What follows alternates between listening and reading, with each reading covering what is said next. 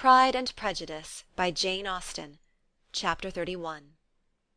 Colonel Fitzwilliam's manners were very much admired at the parsonage, and the ladies all felt that he must add considerably to the pleasures of their engagements at Rosings.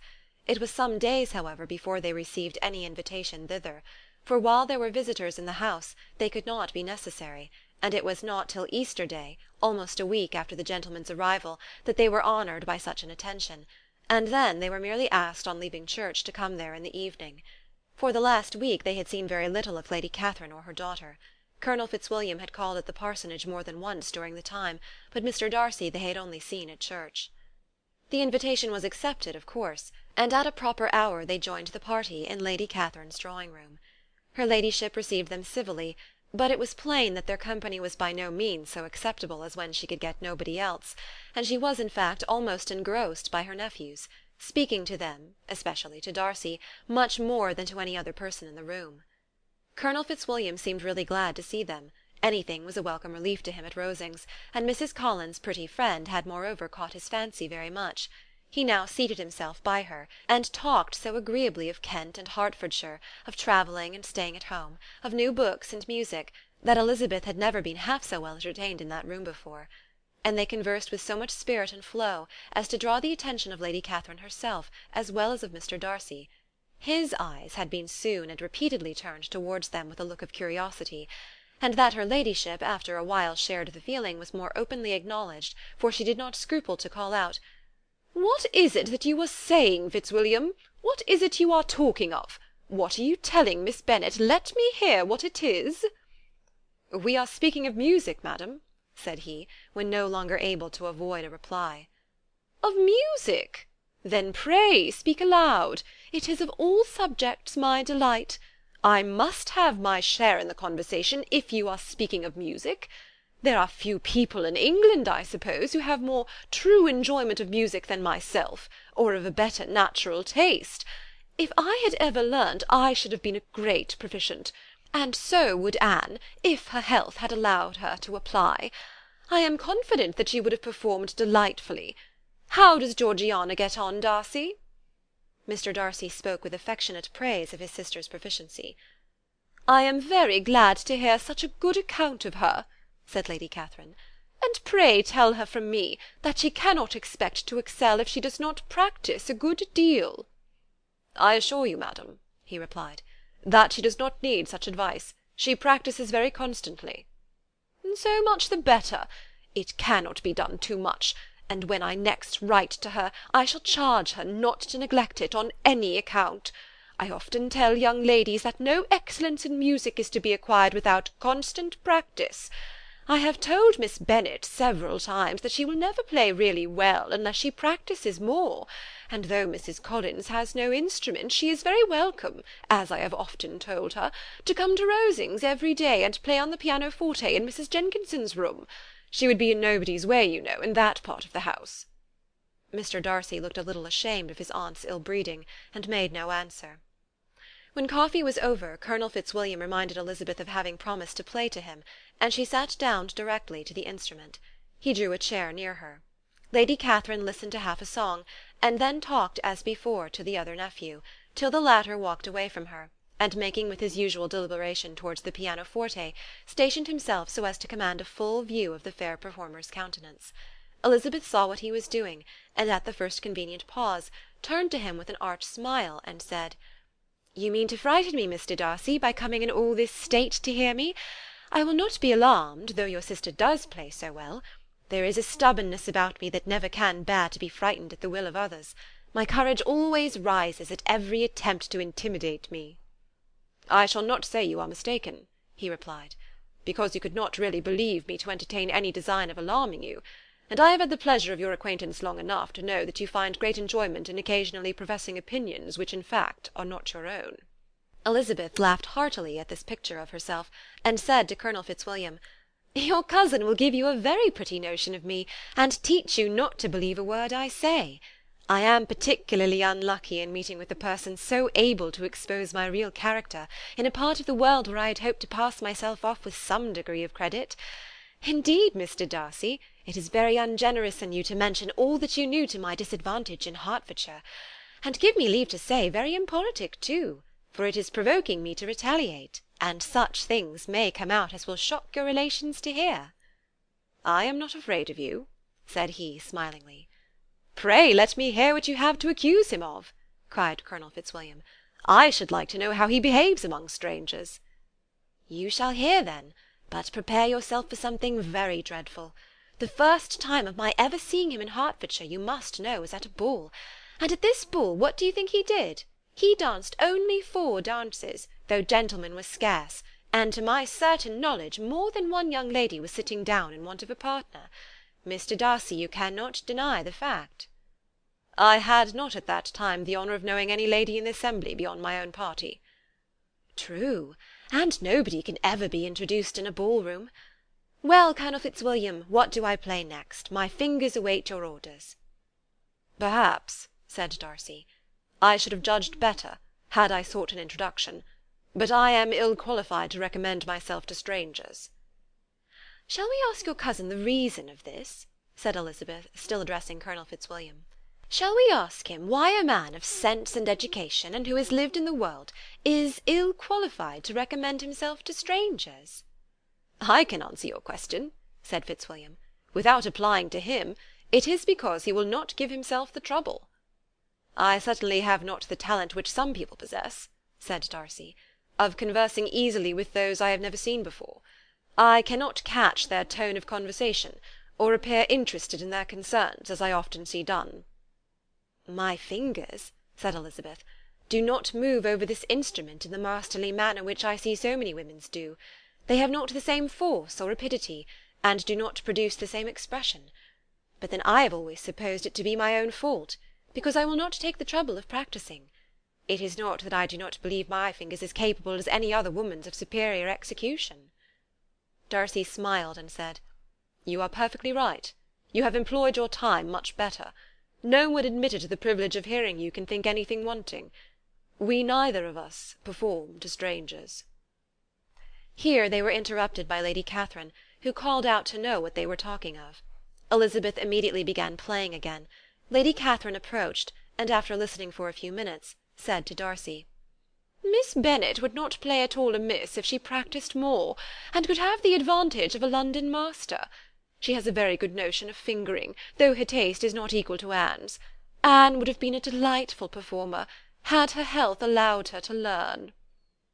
Elizabeth looked at Darcy to see how cordially he assented to his cousin's praise, but neither at that moment, nor at any other, could she discern any symptom of love, and from the whole of his behaviour to Miss de Bourgh she derived this comfort for Miss Bingley, that he might have been just as likely to marry her had she been his relation. Lady Catherine continued her remarks on Elizabeth's performance, mixing with them many instructions on execution and taste. Elizabeth received them with all the forbearance of civility, and at the request of the gentlemen, remained at the instrument till her ladyship's carriage was ready to take them all home. Chapter 31. Pride and Prejudice, by Jane Austen. Chapter 32. Elizabeth was sitting by herself the next morning, and writing to Jane while Mrs. Collins and Maria were gone on business into the village, when she was startled by a ring at the door, the certain signal of a visitor. As she had heard no carriage, she thought it not unlikely to be Lady Catherine, and under that apprehension was putting away her half-finished letter that she might escape all impertinent questions, when the door opened, and to her very great surprise, Mr. Darcy, and Mr. Darcy only, entered the room. He seemed astonished too at finding her alone, and apologized for his intrusion by letting her know that he had understood all the ladies were to be within. They then sat down, and when her inquiries after Rosings were made, seemed in danger of sinking into total silence. It was absolutely necessary, therefore, to think of something, and in this emergence, recollecting when she had seen him last in Hertfordshire, and feeling curious to know what he would say on the subject of their hasty departure, she observed, "How very suddenly you all quitted Netherfield last November, Mr. Darcy. It must have been a most agreeable surprise to Mr. Bingley to see you all after him so soon, for if I recollect right, he went but the day before. He and his sisters were well, I hope, when you left London?" "Perfectly so, I thank you." She found that she was to receive no other answer, and after a short pause added, "I think I have understood that Mr. Bingley has not much idea of ever returning to Netherfield again." "I have never heard him say so, but it is probable that he may spend very little of his time there in future. He has many friends, and is at a time of life when friends and engagements are continually increasing." "If he means to be but little at Netherfield, it would be better for the neighbourhood that he should give up the place entirely, for then we might possibly get a settled family there. But perhaps Mr. Bingley did not take the house so much for the convenience of the neighbourhood as for his own, and we must expect him to keep it or quit it on the same principle." "I should not be surprised," said Darcy, "if he were to give it up as soon as any eligible purchase offers." Elizabeth made no answer. She was afraid of talking longer of his friend, and having nothing else to say, was now determined to leave the trouble of finding a subject to him. He took the hint, and soon began with, "This seems a very comfortable house. Lady Catherine, I believe, did a great deal to it when Mr. Collins first came to Hunsford." "I believe she did, and I am sure she could not have bestowed her kindness on a more grateful object." "Mr. Collins appears to be very fortunate in his choice of wife." "Yes, indeed. His friends may well rejoice in his having met with one of the very few sensible women who would have accepted him, or have made him happy if they had. My friend has an excellent understanding, though I am not certain that I consider her marrying Mr. Collins as the wisest thing she ever did. She seems perfectly happy, however, and in a prudential light it is certainly a very good match for her." "It must be very agreeable for her to be settled within so easy distance of her family and friends." "An easy distance, do you call it? It is nearly 50 miles." "And what is 50 miles of good road? Little more than half a day's journey. Yes, I call it a very easy distance." "I should never have considered the distance as one of the advantages of the match," cried Elizabeth. "I should never have said Mrs. Collins was settled near her family." "It is a proof of your own attachment to Hertfordshire. Anything beyond the very neighbourhood of Longbourn, I suppose, would appear far." As he spoke there was a sort of smile which Elizabeth fancied she understood. He must be supposing her to be thinking of Jane and Netherfield, and she blushed as she answered, "I do not mean to say that a woman may not be settled too near her family. The far and the near must be relative, and depend on many varying circumstances. Where there is fortune to make the expenses of travelling unimportant, distance becomes no evil. But that is not the case here. Mr. and Mrs. Collins have a comfortable income, but not such a one as will allow of frequent journeys, and I am persuaded my friend would not call herself near her family under less than half the present distance." Mr. Darcy drew his chair a little towards her, and said, "You cannot have the right to such a very strong local attachment. You cannot have been always at Longbourn." Elizabeth looked surprised. The gentleman experienced some change of feeling. He drew back his chair, took a newspaper from the table, and glancing over it, said in a colder voice, "Are you pleased with Kent?" A short dialogue on the subject of the country ensued, on either side calm and concise, and soon put an end to by the entrance of Charlotte and her sister, just returned from her walk. The tête-à-tête surprised them. Mr. Darcy related the mistake which had occasioned his intruding on Miss Bennet, and after sitting a few minutes longer without saying much to anybody, went away. "What can be the meaning of this?" said Charlotte, as soon as he was gone. "My dear Eliza, he must be in love with you, or he would never have called on us in this familiar way." But when Elizabeth told of his silence, it did not seem very likely, even to Charlotte's wishes, to be the case, and after various conjectures they could at last only suppose his visit to proceed from the difficulty of finding anything to do, which was the more probable from the time of year. All field sports were over. Within doors there was Lady Catherine, books, and a billiard table, but a gentleman cannot always be within doors, and in the nearness of the parsonage, or the pleasantness of the walk to it, or of the people who lived in it, the two cousins found a temptation from this period of walking thither almost every day. They called at various times of the morning, sometimes separately, sometimes together, and now and then accompanied by their aunt. It was plain to them all that Colonel Fitzwilliam came because he had pleasure in their society, a persuasion which of course recommended him still more, and Elizabeth was reminded by her own satisfaction in being with him, as well as by his evident admiration of her former favourite George Wickham, and though in comparing them she saw there was less captivating softness in Colonel Fitzwilliam's manners, she believed he might have the best informed mind. But why Mr. Darcy came so often to the parsonage it was more difficult to understand. It could not be for society, as he frequently sat there 10 minutes together without opening his lips, and when he did speak it seemed the effect of necessity rather than of choice, a sacrifice to propriety, not a pleasure to himself. He seldom appeared really animated. Mrs. Collins knew not what to make of him. Colonel Fitzwilliam's occasionally laughing at his stupidity proved that he was generally different, which her own knowledge of him could not have told her, and as she would like to have believed this change the effect of love, and the object of that love her friend Eliza, she set herself seriously at work to find it out. She watched him whenever they were at Rosings, and whenever he came to Hunsford, but without much success. He certainly looked at her friend a great deal, but the expression of that look was disputable. It was an earnest, steadfast gaze, but she often doubted whether there were much admiration in it, and sometimes it seemed nothing but absence of mind. She had once or twice suggested to Elizabeth the possibility of his being partial to her, but Elizabeth always laughed at the idea, and Mrs. Collins did not think it right to press the subject, from the danger of raising expectations which might only end in disappointment, for in her opinion it admitted not of a doubt that all her friend's dislike would vanish if she could suppose him to be in her power. In her kind schemes for Elizabeth she sometimes planned her marrying Colonel Fitzwilliam.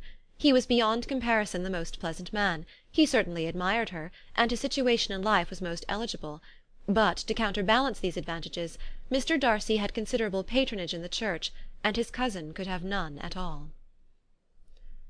Chapter 32.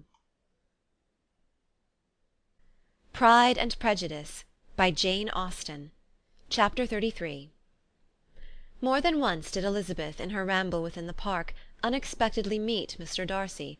She felt all the perverseness of the mischance that should bring him where no one else was brought, and, to prevent its ever happening again, took care to inform him at first that it was a favourite haunt of hers. How it could occur a second time, therefore, was very odd. Yet it did, and even a third. It seemed like wilful ill-nature, or a voluntary penance, for on these occasions it was not merely a few formal inquiries and an awkward pause and then away, but he actually thought it necessary to turn back and walk with her. He never said a good deal, nor did she give herself the trouble of talking or of listening much, but it struck her in the course of their third rencontre that he was asking some odd unconnected questions, about her pleasure in being at Hunsford, her love of solitary walks, and her opinion of Mr. and Mrs. Collins's happiness, and that in speaking of Rosings, and her not perfectly understanding the house, he seemed to expect that whenever she came into Kent again she would be staying there too. His words seemed to imply it. Could he have Colonel Fitzwilliam in his thoughts? She supposed if he meant anything he must mean an allusion to what might arise in that quarter. It distressed her a little, and she was quite glad to find herself at the gate in the pales opposite the parsonage. She was engaged one day as she walked in perusing Jane's last letter, and dwelling on some passages which proved that Jane had not written in spirits, when instead of being again surprised by Mr. Darcy, she saw on looking up that Colonel Fitzwilliam was meeting her. Putting away her letter immediately, and forcing a smile, she said, "I did not know before that you ever walked this way." "I have been making the tour of the park," he replied, "as I generally do every year, and intend to close it with a call at the parsonage. Are you going much further?" "No, I should have turned in a moment." And accordingly she did turn, and they walked towards the parsonage together. "Do you certainly leave Kent on Saturday?" she said. "Yes, if Darcy does not put it off again, but I am at his disposal. He arranges the business just as he pleases." "And if not able to please himself in the arrangement, he has at least pleasure in the great power of choice. I do not know anybody who seems more to enjoy the power of doing what he likes than Mr. Darcy." "He likes to have his own way very well," replied Colonel Fitzwilliam, "but so we all do. It is only that he has better means of having it than many others, because he is rich, and many others are poor. I speak feelingly. A younger son, you know, must be inured to self-denial and dependence." "In my opinion the younger son of an earl can know very little of either. Now seriously, what have you ever known of self-denial and dependence? When have you been prevented by want of money from going wherever you chose, or procuring anything you had a fancy for?" "These are home questions, and perhaps I cannot say that I have experienced many hardships of that nature. But in matters of greater weight I may suffer from want of money. Younger sons cannot marry where they like." "Unless where they like women of fortune, which I think very often they do." "Our habits of expense make us too dependent, and there are not many in my rank of life who can afford to marry without some attention to money." "Is this," thought Elizabeth, "meant for me?" And she coloured at the idea, but recovering herself, said in a lively tone, "And pray what is the usual price of an earl's younger son? Unless the elder brother is very sickly, I suppose you would not ask above 50,000 pounds." He answered her in the same style, and the subject dropped. To interrupt a silence which might make him fancy her affected with what had passed, she soon afterwards said, "I imagine your cousin brought you down with him chiefly for the sake of having someone at his disposal. I wonder he does not marry, to secure a lasting convenience of that kind. But perhaps his sister does as well for the present, and as she is under his sole care, he may do what he likes with her." "No," said Colonel Fitzwilliam, "that is an advantage which he must divide with me. I am joined with him in the guardianship of Miss Darcy." "Are you indeed? And pray what sort of guardians do you make? Does your charge give you much trouble? Young ladies of her age are sometimes a little difficult to manage, and if she has the true Darcy spirit, she may like to have her own way." As she spoke, she observed him looking at her earnestly, and the manner in which he immediately asked her why she supposed Miss Darcy likely to give them any uneasiness, convinced her that she had somehow or other got pretty near the truth. She directly replied, "You need not be frightened. I never heard any harm of her, and I dare say she is one of the most tractable creatures in the world. She is a very great favourite with some ladies of my acquaintance, Mrs. Hurst and Miss Bingley. I think I have heard you say that you know them." "I know them a little. Their brother is a pleasant, gentlemanlike man. He is a great friend of Darcy's." "Oh, yes," said Elizabeth dryly. "Mr. Darcy is uncommonly kind to Mr. Bingley, and takes a prodigious deal of care of him." "Care of him? Yes, I really believe Darcy does take care of him in those points where he most wants care. From something that he told me in our journey hither, I have reason to think Bingley very much indebted to him.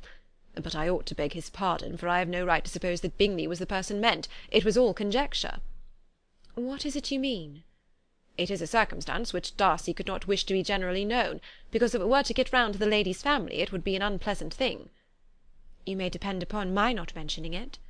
"And remember that I have not much reason for supposing it to be Bingley. What he told me was merely this, that he congratulated himself on having lately saved a friend from the inconveniences of a most imprudent marriage, but without mentioning names or any other particulars, and I only suspected it to be Bingley from believing him the kind of young man to get into a scrape of that sort, and from knowing them to have been together the whole of last summer." "Did Mr. Darcy give you reasons for this interference?"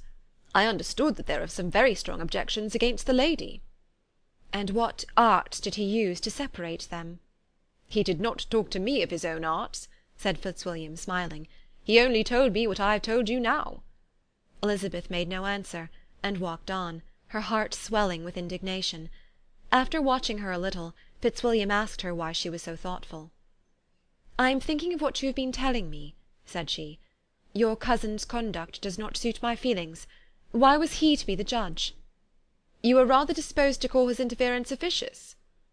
"I do not see what right Mr. Darcy had to decide on the propriety of his friend's inclination, or why upon his own judgment alone he was to determine and direct in what manner his friend was to be happy. But," she continued, recollecting herself, "as we know none of the particulars, it is not fair to condemn him. It is not to be supposed that there was much affection in the case." "That is not an unnatural surmise," said Fitzwilliam, "but it is a lessening of the honour of my cousin's triumph very sadly." This was spoken jestingly, but it appeared to her so just a picture of Mr. Darcy that she would not trust herself with an answer, and therefore, abruptly changing the conversation, talked on indifferent matters until they reached the parsonage. There, shut into her own room as soon as their visitor left them, she could think without interruption of all that she had heard. It was not to be supposed that any other people could be meant than those with whom she was connected. There could not exist in the world two men over whom Mr. Darcy could have such boundless influence. That he had been concerned in the measures taken to separate Bingley and Jane she had never doubted, but she had always attributed to Miss Bingley the principal design and arrangement of them. If his own vanity, however, did not mislead him, he was the cause, his pride and caprice were the cause, of all that Jane had suffered and still continued to suffer. He had ruined for a while every hope of happiness for the most affectionate, generous heart in the world, and no one could say how lasting an evil he might have inflicted. "There were some very strong objections against the lady," were Colonel Fitzwilliam's words, and those strong objections probably were, her having one uncle who was a country attorney, and another who was in business in London. "To Jane herself," she exclaimed, "there could be no possibility of objection, all loveliness and goodness as she is, her understanding excellent, her mind improved, and her manners captivating.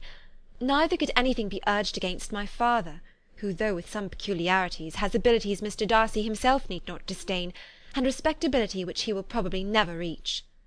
When she thought of her mother, her confidence gave way a little.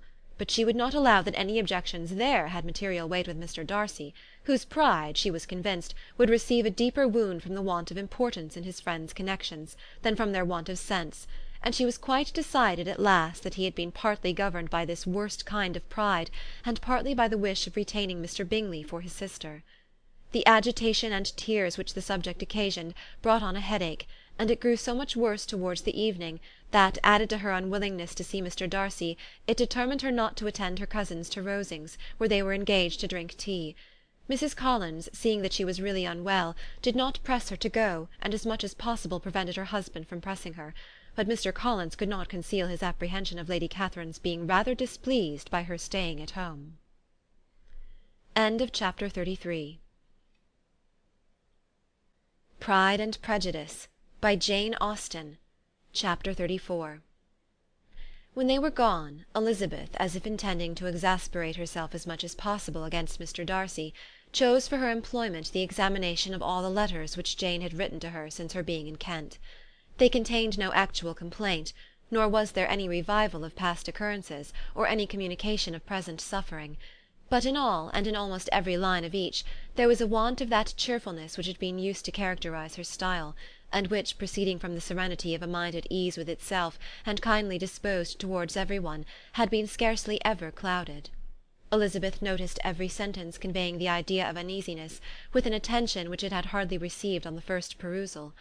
Mr. Darcy's shameful boast of what misery he had been able to inflict gave her a keener sense of her sister's sufferings. It was some consolation to think that his visit to Rosings was to end on the day after the next, and a still greater, that in less than a fortnight she should herself be with Jane again, and enabled to contribute to the recovery of her spirits by all that affection could do. She could not think of Darcy's leaving Kent without remembering that his cousin was to go with him, but Colonel Fitzwilliam had made it clear that he had no intentions at all, and agreeable as he was, she did not mean to be unhappy about him. While settling this point, she was suddenly roused by the sound of the door-bell, and her spirits were a little fluttered by the idea of its being Colonel Fitzwilliam himself, who had once before called late in the evening, and might now come to inquire particularly after her. But the idea was soon banished, and her spirits were very differently affected, when, to her utter amazement, she saw Mr. Darcy walk into the room. In an hurried manner he immediately began an inquiry after her health, imputing his visit to a wish of hearing that she were better. She answered him with cold civility. He sat down for a few moments, and then getting up, walked about the room. Elizabeth was surprised, but said not a word. After a silence of several minutes, he came towards her in an agitated manner, and thus began. "In vain I have struggled. It will not do. My feelings will not be repressed. You must allow me to tell you how ardently I admire and love you." Elizabeth's astonishment was beyond expression. She stared, coloured, doubted, and was silent. This he considered sufficient encouragement, and the avowal of all that he felt, and had long felt for her, immediately followed. He spoke well, but there were feelings besides those of the heart to be detailed, and he was not more eloquent on the subject of tenderness than of pride. His sense of her inferiority, of its being a degradation, of the family obstacles which had always opposed to inclination, were dwelt on with a warmth which seemed due to the consequence he was wounding, but was very unlikely to recommend his suit. In spite of her deeply rooted dislike, she could not be insensible to the compliment of such a man's affection, and though her intentions did not vary for an instant, she was at first sorry for the pain he was to receive, till, roused to resentment by his subsequent language, she lost all compassion in anger. She tried, however, to compose herself to answer him with patience, when he should have done. He concluded with representing to her the strength of that attachment, which, in spite of all his endeavours, he had found impossible to conquer, and with expressing his hope that it would now be rewarded by her acceptance of his hand. As he said this, she could easily see that he had no doubt of a favourable answer. He spoke of apprehension and anxiety, but his countenance expressed real security. Such a circumstance could only exasperate further, and when he ceased, the colour rose into her cheeks, and she said, "In such cases as this, it is, I believe, the established mode to express a sense of obligation for the sentiments avowed, however unequally they may be returned. It is natural that obligation should be felt, and if I could feel gratitude, I would now thank you. But I cannot. I have never desired your good opinion, and you have certainly bestowed it most unwillingly. I am sorry to have occasioned pain to any one. It has been most unconsciously done, however, and I hope will be of short duration. The feelings which, you tell me, have long prevented the acknowledgment of your regard, can have little difficulty in overcoming it after this explanation." Mr. Darcy, who was leaning against the mantelpiece with his eyes fixed on her face, seemed to catch her words with no less resentment than surprise. His complexion became pale with anger, and the disturbance of his mind was visible in every feature. He was struggling for the appearance of composure, and would not open his lips till he believed himself to have attained it. The pause was to Elizabeth's feelings dreadful. At length, with a voice of forced calmness, he said, "And this is all the reply which I am to have the honour of expecting? I might perhaps wish to be informed why, with so little endeavour at civility, I am thus rejected, but it is of small importance." "I might as well inquire," replied she, "why, with so evident a desire of offending and insulting me, you chose to tell me that you liked me against your will, against your reason, and even against your character. Was not this some excuse for incivility, if I was incivil? But I have other provocations, you know I have. Had not my feelings decided against you, had they been indifferent, or had they even been favourable, do you think that any consideration would tempt me to accept the man who has been the means of ruining, perhaps for ever, the happiness of a most beloved sister?"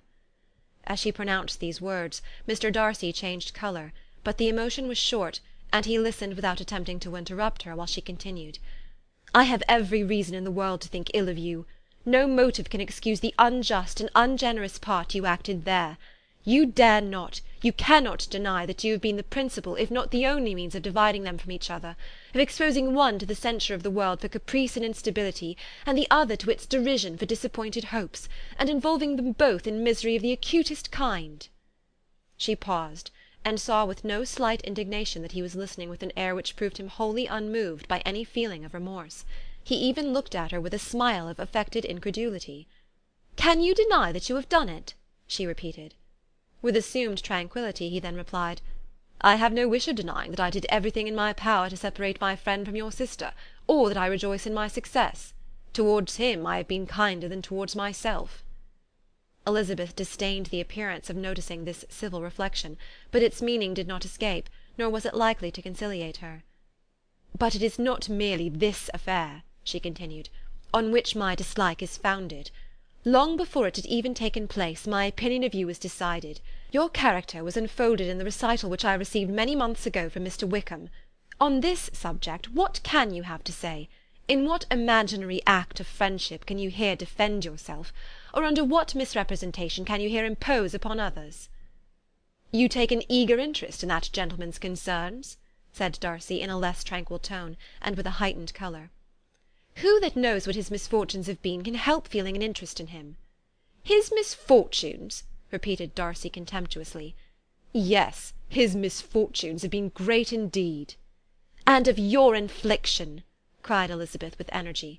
"You have reduced him to his present state of poverty, comparative poverty. You have withheld the advantages which you must know to have been designed for him. You have deprived the best years of his life of that independence which was no less his due than his desert. You have done all this, and yet you can treat the mention of his misfortune with contempt and ridicule." "And this," cried Darcy, as he walked with quick steps across the room, "is your opinion of me? This is the estimation in which you hold me? I thank you for explaining it so fully. My faults, according to this calculation, are heavy indeed. But perhaps," added he, stopping in his walk, and turning towards her, "these offences might have been overlooked, had not your pride been hurt by my honest confession of the scruples that had long prevented my forming any serious design. These bitter accusations might have been suppressed, had I, with greater policy, concealed my struggles, and flattered you into the belief of my being impelled by unqualified, unalloyed inclination, by reason, by reflection, by everything. But disguise of every sort is my abhorrence. Nor am I ashamed of the feelings I related. They were natural and just. Could you expect me to rejoice in the inferiority of your connections?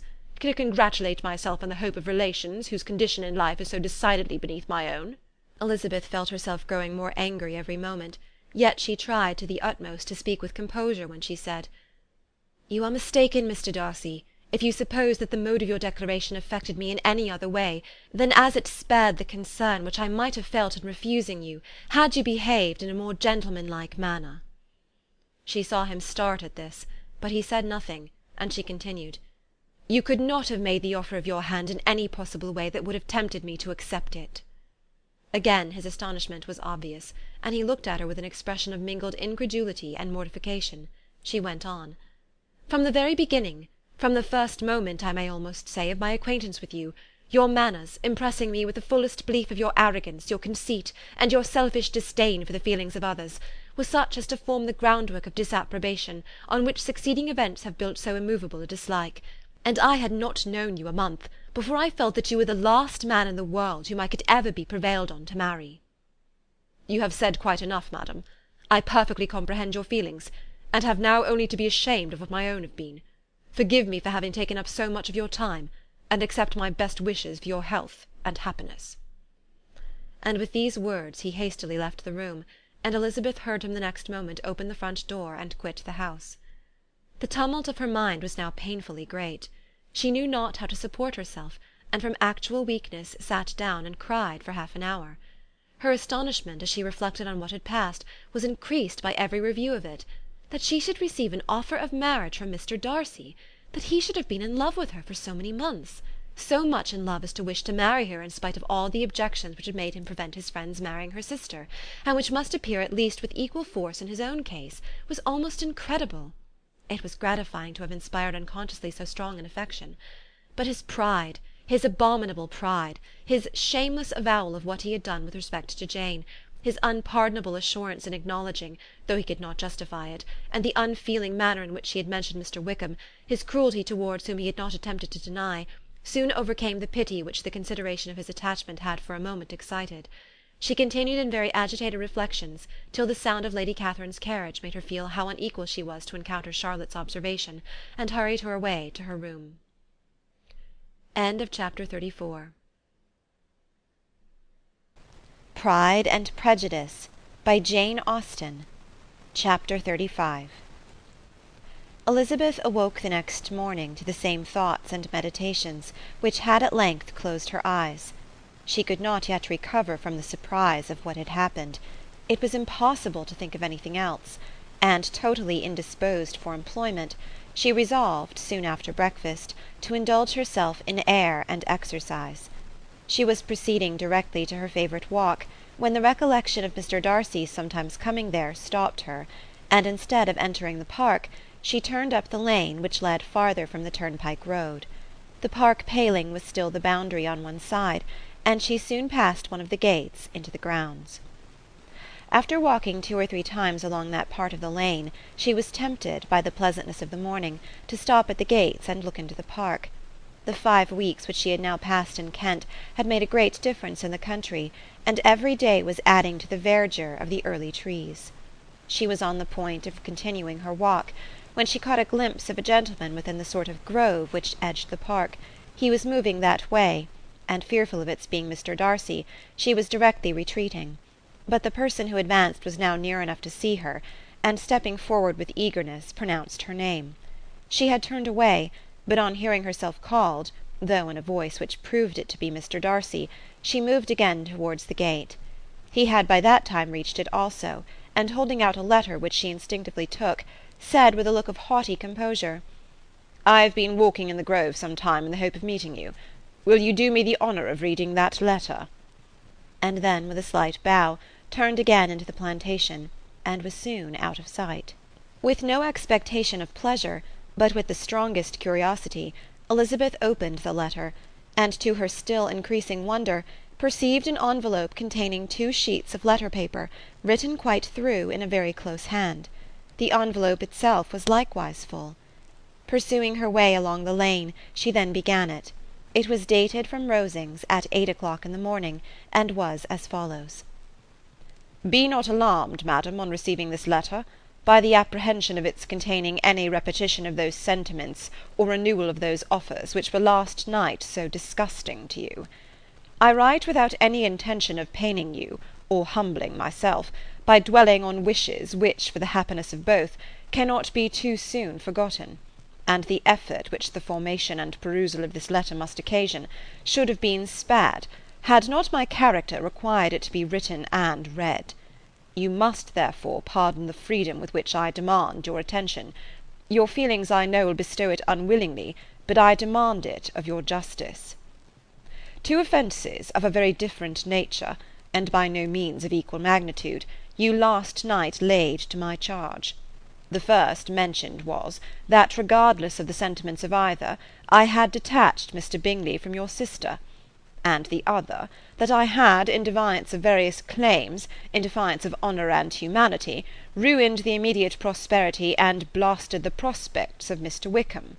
Wilfully and wantonly to have thrown off the companion of my youth, the acknowledged favourite of my father, a young man who had scarcely any other dependence than on our patronage, and who had been brought up to expect its exertion, would be a depravity, to which the separation of two young persons, whose affection could be the growth of only a few weeks, could bear no comparison. But from the severity of that blame which was last night so liberally bestowed respecting each circumstance, I shall hope to be in the future secured, when the following account of my actions and their motives has been read. If, in the explanation of them, which is due to myself, I am under the necessity of relating feelings which may be offensive to yours, I can only say that I am sorry. The necessity must be obeyed, and further apology would be absurd. I had not long been in Hertfordshire before I saw, in common with others, that Bingley preferred your elder sister to any other young woman in the country. But it was not till the evening of the dance at Netherfield that I had any apprehension of his feeling a serious attachment. I had often seen him in love before. At that ball, while I had the honour of dancing with you, I was first made acquainted, by Sir William Lucas's accidental information, that Bingley's attentions to your sister had given rise to a general expectation of their marriage. He spoke of it as a certain event of which the time alone could be undecided.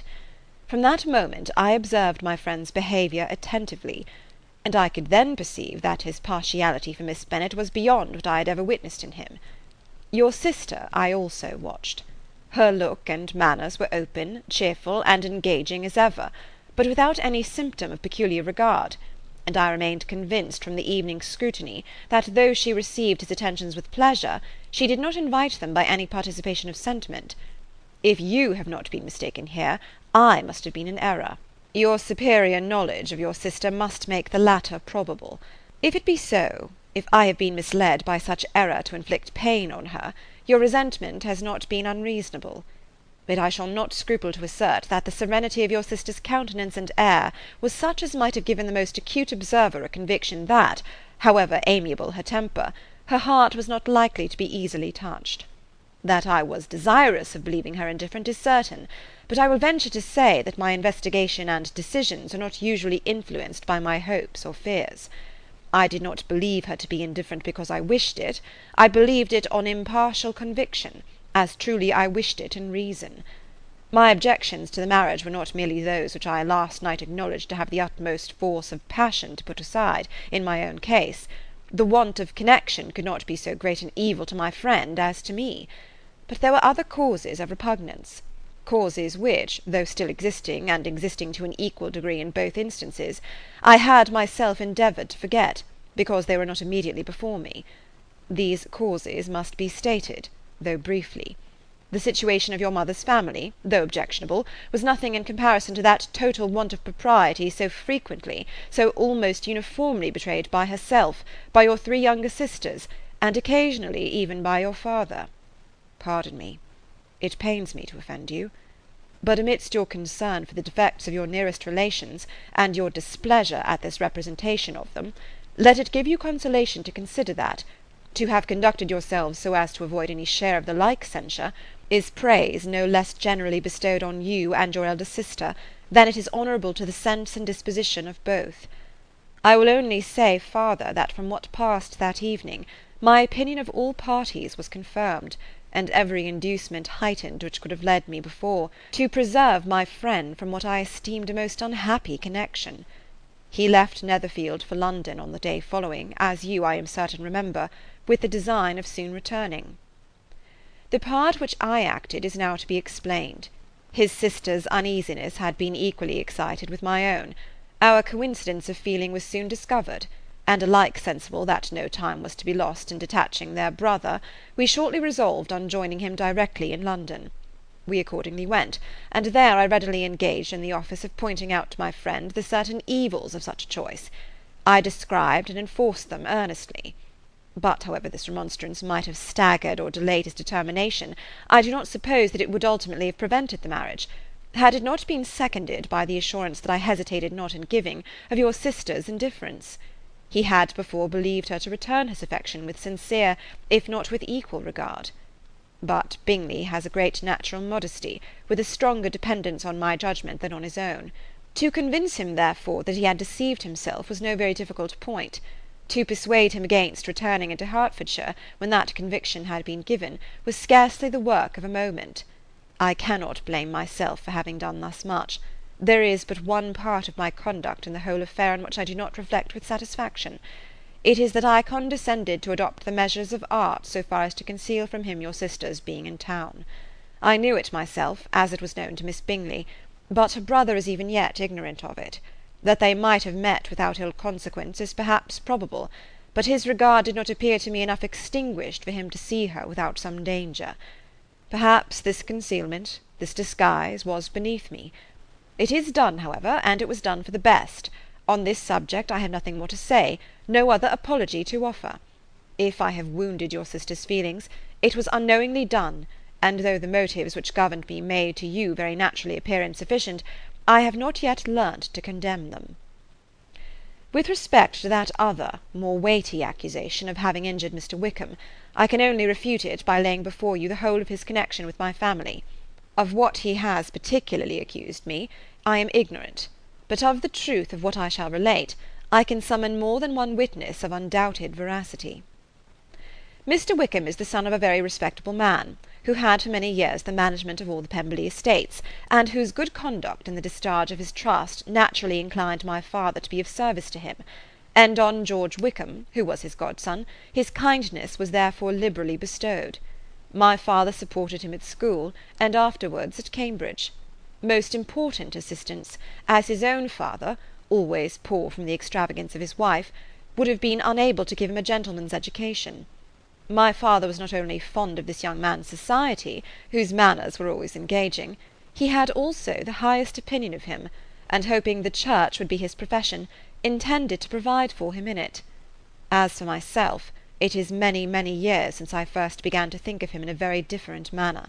The vicious propensities, the want of principle, which he was careful to guard from the knowledge of his best friend, could not escape the observation of a young man of nearly the same age with himself, and who had opportunities of seeing him in unguarded moments, which Mr. Darcy could not have. Here again I shall give you pain, to what degree you only can tell. But whatever may be the sentiments which Mr. Wickham has created, a suspicion of their nature shall not prevent me from unfolding his real character. It adds even another motive.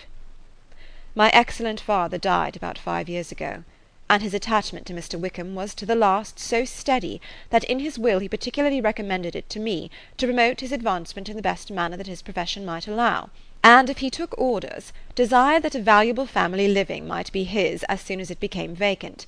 There was also a legacy of £1,000. His own father did not long survive mine, and within half a year from these events, Mr. Wickham wrote to inform me, that finally, having resolved against taking orders, he hoped I should not think it unreasonable for him to expect some more immediate pecuniary advantage, in lieu of the preferment, by which he could not be benefited. He had some intention, he added, of studying law, and I must be aware that the interest of £1,000 would be a very insufficient support therein. I rather wished than believed him to be sincere, but at any rate was perfectly ready to accede to his proposal. I knew that Mr. Wickham ought not to be a clergyman.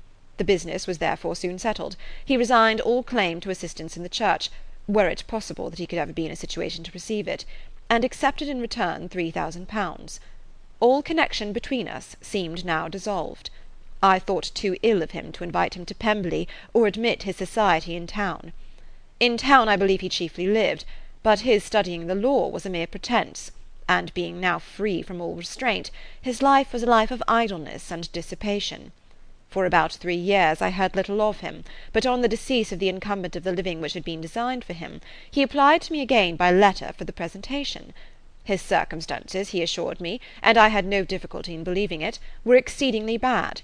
He had found the law a most unprofitable study, and was now absolutely resolved on being ordained if I would present him to the living in question, of which he trusted there could be little doubt, as he was well assured that I had no other person to provide for, and I could not have forgotten my revered father's intentions. You will hardly blame me for refusing to comply with this entreaty, or for resisting every repetition to it. His resentment was in proportion to the distress of his circumstances, and he was doubtless as violent in his abuse of me to others as in his reproaches to myself. After this period every appearance of acquaintance was dropped. How he lived I know not, but last summer he was again most painfully obtruded on my notice. I must now mention a circumstance which I would wish to forget myself, and which no obligation less than the present should induce me to unfold to any human being. Having said thus much, I feel no doubt of your secrecy. My sister, who is more than 10 years my junior, was left to the guardianship of my mother's nephew, Colonel Fitzwilliam, and myself. About a year ago she was taken from school, and an establishment formed for her in London, and last summer she went with the lady who presided over it to Ramsgate, and thither also went Mr. Wickham, undoubtedly by design, for there proved to have been a prior acquaintance between him and Mrs. Young, in whose character we were most unhappily deceived, and by her connivance and aid he so far recommended himself to Georgiana, whose affectionate heart retained a strong impression of his kindness to her as a child, that she was persuaded to believe herself in love, and to consent to an elopement. She was then but 15, which must be her excuse, and after stating her imprudence, I am happy to add that I owed the knowledge of it to herself. I joined them unexpectedly a day or two before the intended elopement, and then Georgiana, unable to support the idea of grieving and offending a brother whom she almost looked up to as a father, acknowledged the whole to me. You may imagine what I felt, and how I acted. Regard for my sister's credit and feelings prevented any public exposure, but I wrote to Mr. Wickham, who left the place immediately, and Mrs. Young was of course removed from her charge. Mr. Wickham's chief object was unquestionably my sister's fortune, which is 30,000 pounds, but I cannot help supposing that the hope of revenging himself on me was a strong inducement. His revenge would have been complete indeed. This, madam, is a faithful narrative of every event in which we have been concerned together, and if you do not absolutely reject it as false, you will, I hope, acquit me henceforth of cruelty towards Mr. Wickham. I know not in what manner, under what form of falsehood he had imposed on you, but his success is not perhaps to be wondered at. Ignorant as you previously were of everything concerning either, detection could not be in your power, and suspicion certainly not in your inclination. You may possibly wonder why all this was not told you last night, but I was not then master enough of myself to know what could or ought to be revealed. For the truth of everything here related, I can appeal more particularly to the testimony of Colonel Fitzwilliam, who, from our near relationship and constant intimacy, and still more as one of the executors of my father's will, has been unavoidably acquainted with every particular of these transactions. If your abhorrence of me should make my assertions valueless, you cannot be prevented by the same cause from confiding in my cousin, and that there may be the possibility of consulting him, I shall endeavour to find some opportunity of putting this letter in your hands in the course of the morning. I will only add, God bless you. Fitzwilliam Darcy. End of chapter 35.